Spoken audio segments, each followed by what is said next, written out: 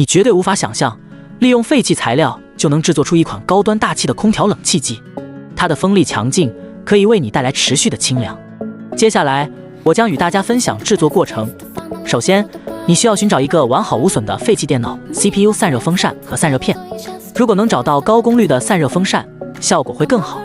然后整理好风扇的线头，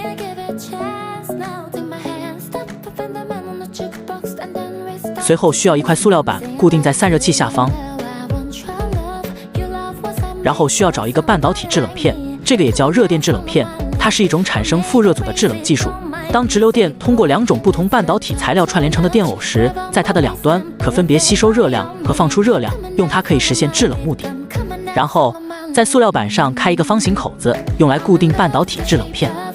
为了更有效地传递温度，需要涂上一些硅脂，这里一定要确保粘合牢固，以确保制冷片和散热器的紧密结合，以获得更好的制冷效果。接着，在制冷片上粘贴一片散热片，以更好地控制温度。接下来，随意选择一段管子，在管子的尾端钻几个孔，将整个制冷系统安装到管子上。修整多余的塑料板，使外观更加美观。然后用胶水固定，以防止塑料管脱落。接着再找一个风扇，安装在管子的顶端，它将用来吹出冷气。